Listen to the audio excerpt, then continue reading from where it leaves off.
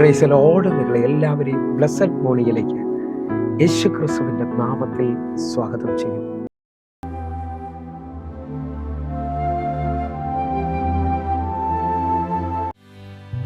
മരണത്തെ ജയിച്ചവനേ, അങ്ങേ ആരാധിക്കുന്നു ഞങ്ങൾ. പാതാളം ജയിച്ചവനേ, അങ്ങേ ആരാധിക്കുന്നു ഞങ്ങൾ. ഉയർത്തെഴുന്നേറ്റവനേ, അങ്ങേ ആരാധിക്കുന്നു ഞങ്ങൾ. ജീവനിൻ അധിപതിയേ, അങ്ങേ ആരാധിക്കുന്നു ഞങ്ങൾ. ഹല്ലേലൂയ, ഹോസന്ന. ഹല്ലേലൂയ, ഹോസന്ന. ഹല്ലേലൂയ, ഹോസന്ന. ഹല്ലേലൂയ, ഹോസന്ന.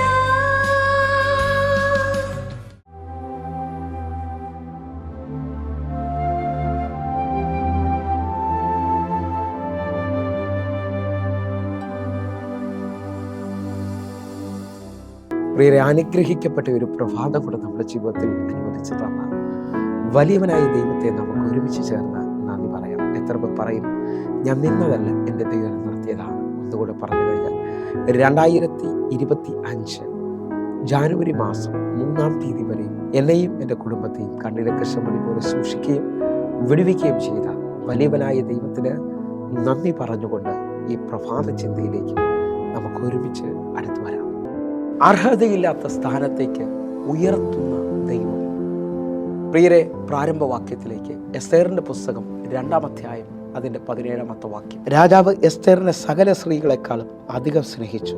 സകല കന്യകമാരിലും അധികം കൃപയും പക്ഷവും അവളോട് തോന്നിയിട്ട് അവൻ രാജകിരീടം അവളുടെ തലയിൽ വെച്ച് അവളെ വസ്തിക്ക് പകരം രാജ്ഞിയാക്കി. പ്രിയരെ, ഈ പ്രഭാതത്തിൽ ദൈവം നമ്മെ കേൾപ്പിച്ച അനുഗ്രഹിക്കപ്പെട്ട വചനത്തിനായി നമുക്ക് ഒരുമിച്ച് ദൈവത്തിന് നന്ദി പറയാം. എത്ര പേർ പറയും, എൻ്റെ ദൈവം എന്നെ ഉയർത്തുന്ന ദൈവമാണ്? ഹല്ലേലൂയ. അർഹതയില്ലാത്ത സ്ഥലത്തേക്ക് ഉയർത്തുന്ന ദൈവത്തെക്കുറിച്ചാണ് ഞാൻ നിങ്ങളെ ഈ പ്രഭാതത്തിൽ കേൾക്കുന്നത്. ഹല്ലേലൂയ.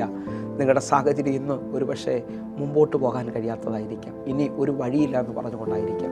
നിങ്ങളെ സപ്പോർട്ട് ചെയ്യുവാനോ നിങ്ങളെ അടുത്തൊരു സ്റ്റേജിലോട്ട് കൊണ്ടുപോകാനോ ആരും സഹായമില്ലായിരിക്കാം. എന്നാൽ ഈ പ്രഭാതത്തിലെ ഈ ചിന്ത നിങ്ങളുടെ ജീവിതത്തെ മാറ്റിമറിക്കും. ആരും സഹായമില്ലാത്തവന്, ഇനി മുമ്പോട്ടൊരു വഴിയില്ലെന്ന് പറയുന്നവനെ ഉയർത്തുന്ന ഒരു ദൈവമുണ്ട് കേട്ടോ. ആ ദൈവത്തിൻ്റെ കരമാണ് നിങ്ങളെ മാനിക്കാൻ പോകുന്നത്. ആ ദൈവത്തിൻ്റെ ശക്തിയാണ് നിങ്ങളുടെ മേളിൽ വെളിപ്പെട്ട് വരാൻ പോകുന്നത്. എസ്തേറിനെ കുറിച്ച് ആഴമായി പഠിക്കാമെങ്കിൽ എസ്തേറിന് അപ്പനും അമ്മയും ഇല്ലായിരുന്നു. 2-ാം അധ്യായം അതിൻ്റെ 7-ാമത്തെ വാക്യം വ്യക്തമായി പറയുന്നു, മൊർദെഖായി അവളെ എടുത്തു വളർത്തിയതാണ്. ഹല്ലേലൂയ. അവളെ സപ്പോർട്ട് ചെയ്യുവാനോ അവളെ ഉയർത്തുവാനോ വേറെ ആരും ഇല്ലായിരുന്നു. പക്ഷേ ദൈവം ഒരാളെ ഉയർത്തുവാൻ തയ്യാറായാൽ, ദൈവത്തിൻ്റെ കരം ഒരാളെ മാനിക്കുവാൻ തയ്യാറായാൽ, അത് ബുദ്ധിക്കും ചിന്തയ്ക്കും അപ്പുറത്തായിരിക്കും ദൈവത്തിൻ്റെ മാന്യത ഒരുത്തൻ്റെ മേളിലേക്ക് വെളിപ്പെടുന്നത്. അപ്പനും അമ്മയില്ലാത്ത, അറിയുക, സാഹചര്യങ്ങളില്ലാത്ത ഒരു സ്ത്രീയെ എൻ്റെ ദൈവം ആ പട്ടണത്തിൻ്റെ രാജ്ഞിയാക്കി തീർക്കുകയാണ്. നിങ്ങൾ വിശ്വസിക്കാമെങ്കിൽ ഈ പ്രഭാതത്തിൽ ഉയർത്തുന്ന ദൈവത്തിനെ കാണുവാൻ തയ്യാറാകണം. അർഹതയില്ലാത്ത സ്ഥലത്തോട്ട് കൊണ്ടുപോകുന്ന ദൈവത്തെ കാണും. ദാവീദിനെക്കുറിച്ച് പറഞ്ഞാലും ഇത് തന്നെയാണ്. ഹല്ലേലൂയ. മൂത്ത 7 സഹോദരന്മാരെയും അപ്പൻ മുൻനിരയിൽ നിർത്തുമ്പോൾ ഇളയ തന്നെ കാട്ടിലേക്ക് തൻ്റെ ആടുകളെ മേയ്ക്കുവാൻ തെളിവിട്ടെങ്കിലും എൻ്റെ ദൈവം ദാവീദിനെ കണ്ടു. ഹല്ലേലൂയ. ദാവീദിനെ ഇസ്രായേലിൻ്റെ രാജാവായി ദൈവം മാനിച്ചതായി കാണാൻ കഴിയും. അങ്ങനെ വിശ്വസിക്കാമെങ്കിൽ പഴയ നിയമത്തിൽ യോസഫ് എന്ന് പറയുന്ന ഒരു വ്യക്തിയെ നമുക്ക് കാണാൻ കഴിയും. തൻ്റെ സഹോദരന്മാർ തെള്ളി ഒറ്റപ്പെടുത്തി പൊട്ടക്കിണറിലേക്ക് വലിച്ചെറിഞ്ഞെങ്കിലും അവിടെ നിന്ന് പൊത്തീഫറിൻ്റെ വീട്ടിലേക്കും അടിമച്ചന്തയിലും കാരാഗ്രഹത്തിലേക്കും തെല്ലപ്പെട്ട ആ യോസെഫിനെ ദൈവം ഒറ്റ ദിവസം കൊണ്ട് കാരാഗ്രഹത്തിൽ നിന്ന് ആളെ അയച്ച് വിളിപ്പിച്ച് കൊട്ടാരത്തിലേക്ക് കൊണ്ടുപോകുന്നത് കാണാൻ കഴിയും. ആ കൊട്ടാരത്തിൽ ഉയർത്താവുന്നതിൽ ഏറ്റവും വലിയ വലിപ്പത്തിലേക്ക് ദൈവം കൊണ്ടുപോയി മന്ത്രി പദവി കൊടുത്തു. എന്നെ ശ്രദ്ധിക്കാമെങ്കിൽ യോസെഫിനെ ഉയർത്താവുന്ന അതേ ദൈവം ഈ പ്രഭാതത്തിൽ നിങ്ങളെയും മാനിക്കുവാൻ, നിങ്ങളെ ഉയർത്തുവാൻ ശക്തനാണ്. ഒന്നുകൂടി ഒരു പദത്തിലേക്ക് വരികയാണ്. അർഹതയില്ലാത്ത സ്ഥലത്തോട്ട് കൊണ്ടുവരുന്ന ദൈവം എന്നുള്ള ആ പദത്തിനകത്ത് നിന്നുകൊണ്ട് അപ്പോസ്തല പ്രവൃത്തി 3-ാം അധ്യായത്തിൽ ശ്രദ്ധിക്കാമെങ്കിൽ 40-ലധികം വർഷമായി അമ്മയുടെ ഉദരം മുതൽ മുടന്തലായ ഒരു മനുഷ്യനെ പത്രോസ് കൈക്ക് പിടിച്ച് എഴുന്നേൽപ്പിക്കുന്നത് കാണാൻ കഴിയും. പത്രോസ് പറയുന്നു, വെള്ളിയും പൊന്നും എനിക്ക് തരാനില്ല, എന്നാൽ എൻ്റെ കയ്യിൽ ഒന്നുണ്ട്, നസ്രായനായ യേശുവിൻ്റെ നാമത്തിൽ എഴുന്നേൽക്കുക എന്ന് പറഞ്ഞുകൊണ്ട് മറ്റൊരാളെ സഹായമില്ലാതെ അങ്ങോട്ടോ ഇങ്ങോട്ടോ ചലിക്കാൻ കഴിയാത്ത ഈ വ്യക്തി 40 വർഷമായി ആലയത്തിൻ്റെ മുൻവശത്ത് ഭിക്ഷ യാചിച്ചു കൊണ്ടിരുന്ന മനുഷ്യൻ ഒരിക്കലുമില്ലാത്ത അർഹതയില്ലാത്ത പദവിയിലോട്ട് ഇതാ പത്രോസ് അപ്പോസ്തലനിലൂടെ അവൻ എഴുന്നേൽക്കുകയാണ്. യേശുവിൻ്റെ നാമത്തിൻ്റെ സൗഖ്യം അവൻ പ്രാപിച്ചുകൊണ്ട് 40 വർഷം അസാധ്യമെന്ന് പറഞ്ഞ ആലയത്തിലോട്ട് അവൻ തുള്ളിയും ചാടിയും ദൈവത്തെ ആരാധിച്ചുകൊണ്ട് ആലയത്തിലോട്ട് കയറുകയാണ്.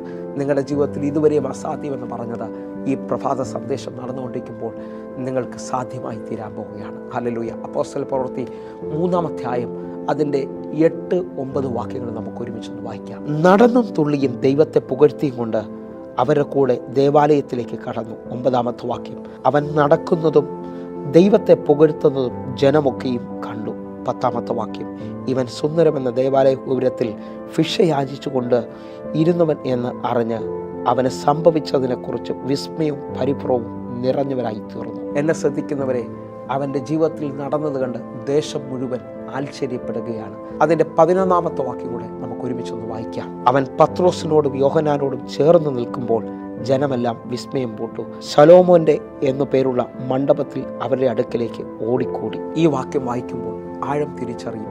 തൊട്ടു മുമ്പ് വരെയും യാചകനായിരുന്നവൻ ഇപ്പോൾ അർഹതയില്ലാത്ത സ്ഥലത്ത് പത്രോസിനോടും യോഹന്നാനോടും കൂടെ നിൽക്കുകയാണ്. അനേകർക്ക് അസാധ്യമെന്ന് തോന്നിയതിനെ അവൻ്റെ ജീവിതത്തിൽ ദൈവം സാധ്യമാക്കുകയാണ്. ഇതാ ആ സ്ഥലത്ത് അന്ന് ഏറ്റവും കൂടുതൽ ഉപയോഗിക്കപ്പെടുന്ന പത്രോസിൻ്റെയും യോഹന്നാൻ്റെയും അരികിൽ അവരോട് ചേർന്ന് നിൽക്കുവാൻ ദൈവം ഒരു പദവി യാചകൻ്റെ രൂപത്തിലിരുന്നവന് കൊടുക്കുകയാണ്. വിശ്വസിക്കാൻ പറ്റുമെങ്കിൽ നിങ്ങളുടെ ജീവിതത്തിനകത്തും അർഹതയില്ലാത്ത തലങ്ങളിലേക്ക് രാജാക്കന്മാരോട് കൂടെ ഇരിക്കുവാൻ എൻ്റെ ദൈവം നിങ്ങളെ വിളിക്കുകയാണ്. നമുക്ക് ഒരുമിച്ച് വിശ്വസിക്കാം, അർഹതയില്ലാത്ത സ്ഥലത്തേക്ക് ദൈവം നമ്മളെ ഉയർത്തും. നമുക്ക് കണ്ണുകളടയ്ക്കാം, പ്രാർത്ഥിക്കാം. ഞങ്ങളെ സ്നേഹിക്കുന്ന ഞങ്ങളുടെ നല്ല ദൈവമേ, പൂർണ്ണ ഹൃദയത്തോടെ എന്നെ കാണുന്ന എന്നെ കേൾക്കുന്ന ഓരോ മക്കൾക്കുമായി പ്രാർത്ഥിക്കുന്നു. ഒരു വലിയ ദൈവപ്രവൃത്തി ഇവരുടെ ജീവിതത്തിൽ സംഭവിക്കണമേ.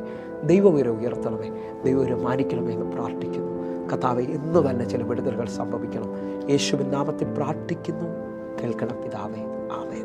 പ്രിയരെ, ഈ പ്രഭാത സന്ദേശം നിങ്ങൾക്ക് അനുഗ്രഹമാകുന്നെങ്കിൽ നമ്മുടെ യൂട്യൂബ് ചാനൽ സബ്സ്ക്രൈബ് ചെയ്യുകയും ഫേസ്ബുക്കിലേക്ക് നിങ്ങൾ ജോയിൻ ചെയ്യുകയും ചെയ്യണമെന്ന് ഓർപ്പിക്കുന്നു. അതേപോലെ തന്നെ എല്ലാ ദിവസവും ഇന്ത്യൻ സമയം 6 മണിക്ക് നമുക്ക് സൂമിൽ ആരാധന നടക്കുന്നു. നിങ്ങളെയും ഞാൻ ക്ഷണിക്കുകയാണ്, നിങ്ങൾ കടന്നു വരണമെന്ന് ഓർപ്പിക്കുന്നു.